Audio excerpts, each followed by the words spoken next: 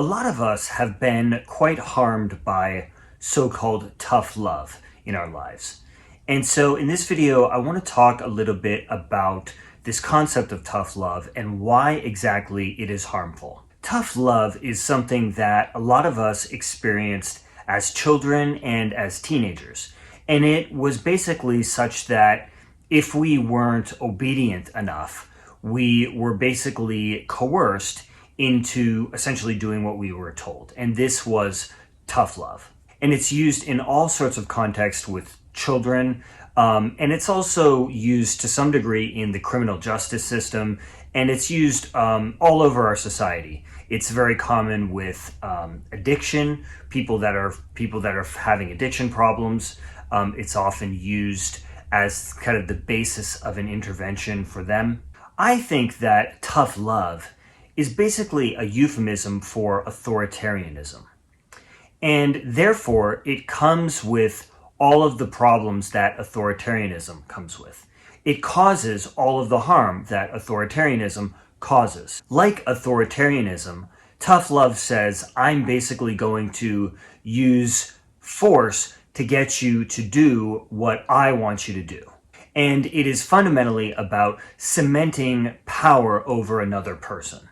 The reason why tough love, which I'm arguing is really just a form of authoritarianism, the reason why it is very harmful is because it takes away our own self-determination. See, freedom, I think, is very important. Freedom allows us to become who we really are. It allows us to live according to our own inner compass, our own inner authority. It allows us to fulfill our potential and do what we're really meant to do according to us. And authoritarianism and tough love takes this away from us. It basically forces us to replace that inner authority, that inner compass that we have. It forces us to replace that with the dictates of an external power source, an external power structure. We have to basically force ourselves into that and abandon who we are. And there are very good reasons why so much of the conflict in our world has been fought over these issues like authoritarianism and freedom. There are very fundamental needs that we have, and authoritarianism gets in the way of that. There's one phenomenon in the world in particular that I think really illustrates why tough love is really just authoritarianism.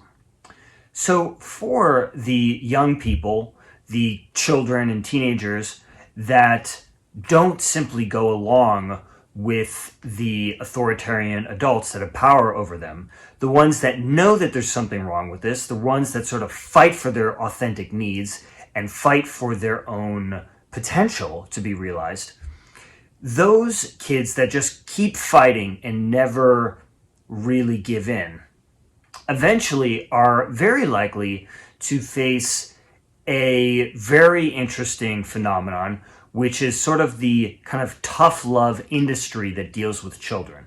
And this encompasses everything from boot camps to oftentimes residential treatment centers, lockdown facilities, therapeutic boarding schools. There's a massive industry, wilderness therapy camps. There's a massive industry that deals with these young people, and that it basically uses this tough love approach.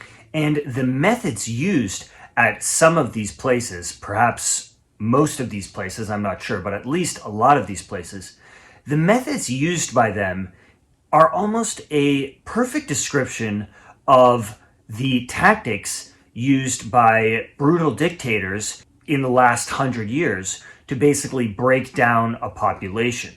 So for example, they use things like forced labor, forced confessions, public humiliation, in some cases physical torture in the form of stress positions, food and sleep deprivation, social isolation. All of these tactics are used on children, and so much of what happens there really does look a lot like, for example, Maoist re-education camps. These places really are quite gulag-like, I would say. And so when the epitome of tough love for children looks like a 20th century re-education camp, then I think that really speaks volumes as to what tough love is really about. This was certainly many of our direct experience, and many of us are still living with the trauma of these places to this day, and it takes a long time to recover from it and even wake up to the reality of it. Now, stepping back for a moment, much of the conversation around tough love is something like, here's tough love, does it work or not? And there are many people nowadays, particularly, that think that tough love is harmful, and I would certainly agree with them. But I would frame the issue a little bit differently.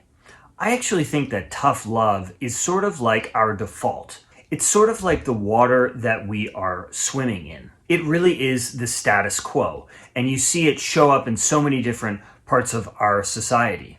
And I think a lot of that comes down to the fact that there are these cycles that just get perpetuated, perhaps over the course of centuries, where, for example, in family systems, what everybody is used to is just coercion. They're used to being coerced as children, so that's what they know to do. And the school system is very coercive as well. And so naturally, tough love is just going to kind of come very naturally out of this. Authoritarian child rearing has been our norm as a culture for a very, very long time. So if you experienced some kind of tough love interventions earlier in life, and you think that you might have some trauma from it, I think that there's a lot of things that we can do. I've certainly healed from these things myself to a very significant extent.